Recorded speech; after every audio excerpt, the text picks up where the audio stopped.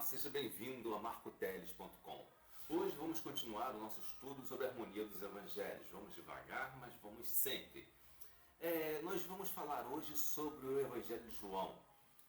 Começando em João, capítulo 1, versículos de 1 a 5, que mostra a divindade de Jesus Cristo, a natureza divina de Jesus, que veio a este mundo para se dar por nós. Diz o seguinte no versículo 1: No princípio era o Verbo, e o Verbo estava com Deus, e o Verbo era Deus. O que significa isso? Significa o seguinte: quando diz era, estava, para a língua grega é a mesma coisa. Existia só um termo, somente uma palavra para o verbo ser. O ser está e tudo. No português temos várias palavras diferentes. Temos ficar, se encontra e tal. De alguma forma assim, nós queremos dizer como está as coisas, como as coisas se mostram dentro do verbo ser. Só que para o grego só existia um, ou é ou não é. Né? Se você está num lugar, você pode estar ou não estar somente, que é a mesma coisa de é e não é. Como que eu vou te explicar isso? Por exemplo, eu tinha um professor que era americano.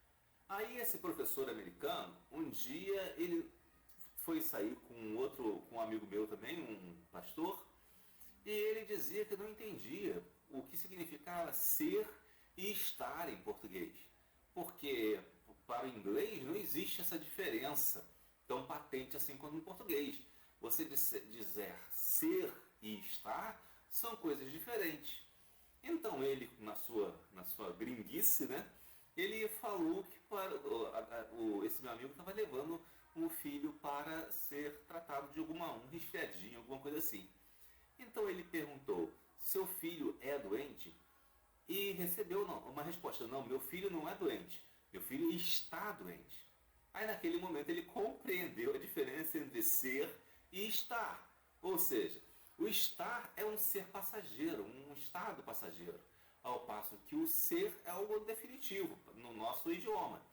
Mas em outras línguas isso não ocorre, e o grego não ocorria também.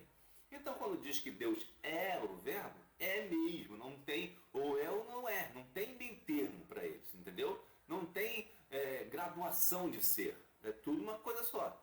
Quando diz que o verbo estava com Deus, ele também era o verbo. É a mesma coisa de ser, no sentido de era. Também estava com Deus, era com Deus, e o verbo era Deus. Na verdade, como ele está usando aqui no passado, nós podemos dizer a mesma palavra, só para juntar a mesma palavra, você pode traduzir assim: o verbo, no princípio era o verbo era com Deus, e o verbo era Deus. É exatamente isso. Não tinha diferença, certo?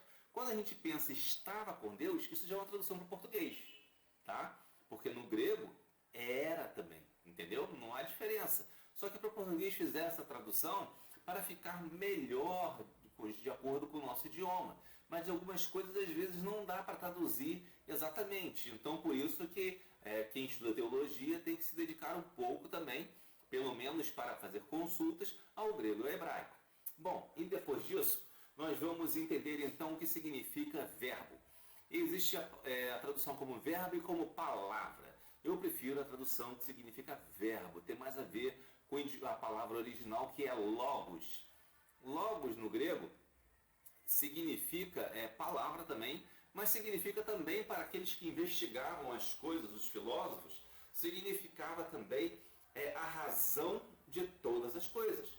Quando esse João escreveu esse livro, os principais filósofos, Sócrates, Platão e Aristóteles da Antiguidade, os principais filósofos da Antiguidade, já tinham escrito suas ideias e divulgado por Roma inteira e pela Grécia inteira. Então, quando ele se refere ao Logos, no imaginário das pessoas já existia a ideia que o Logos era uma coisa que era a razão das coisas. Então, quando João diz isso, diz que Jesus é o Logos, é a razão das coisas. Jesus é com Deus, ou seja, o Logos é Deus. E o Logos é Deus também. Né? O Logos é com Deus e o Logos é Deus. Ele está cercado de várias coisas, de várias formas. A descrição de Jesus como verbo. E é interessante que quando diz no princípio, no grego não está no princípio, está em princípio. Nós traduzimos também no princípio, porque no português em princípio fica meio estranho. Mas o certo é em princípio, ou seja, não tem um ponto definido, porque a eternidade não tem começo nem fim. Então é interessante a gente pensar nessas coisas. Outra coisa é que como a eternidade não tem princípio nem fim, continua ainda o versículo 2 dizendo: ele estava no princípio com Deus. Todas as coisas foram feitas por intermédio dele, e sem ele nada do que foi feito se fez. Ora, se Jesus estava no princípio com Deus, ele é o início de todas as coisas. Esse princípio, lembre-se, ele é eterno, não tem um início específico.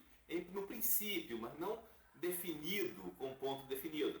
E ao mesmo tempo, todas as coisas foram feitas por intermédio dele, ou seja, por meio dele. O início, o meio e continua. E sem ele nada do que foi feito se fez. Ou seja, Jesus é o início, o meio e o fim, porque sem ele nada do que foi feito foi concluído, nada do que foi feito veio realmente a existir. Então é interessante que você pense que esse texto específico trata da divindade de Jesus como Deus verdadeiro.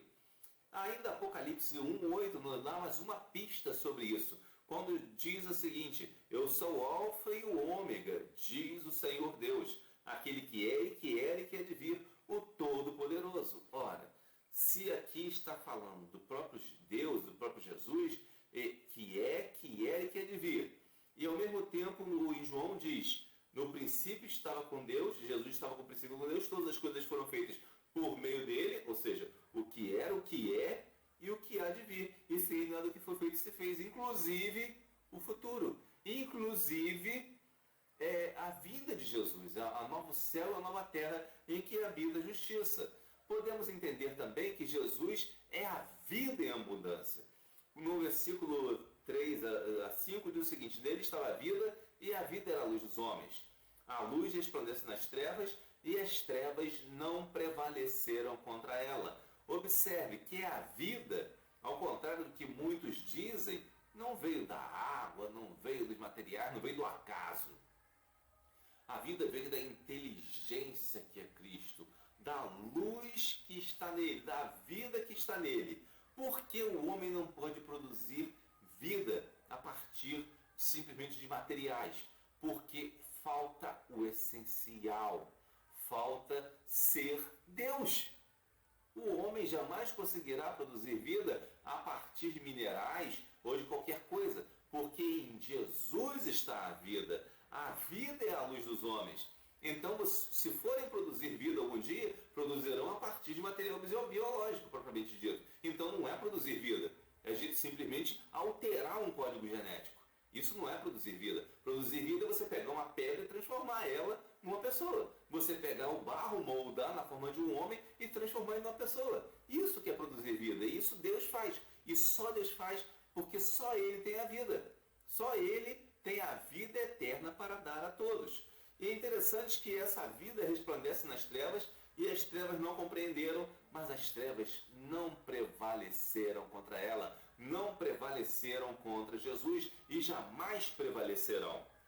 Então nós podemos tirar como conclusão do que estudamos hoje, a partir de João 1, versículos 1 a 5, que Jesus é a razão de todas as coisas, sendo o próprio Deus eterno e verdadeiro.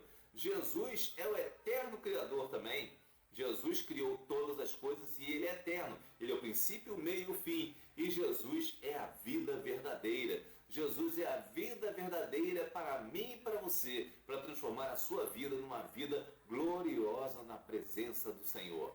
E eu quero fazer um apelo para você, que você aceite a Jesus e que viva conforme o senhorio dele, para que ele transforme a sua vida numa vida abençoada, uma vida dirigida pela palavra de Deus. Que Deus o abençoe.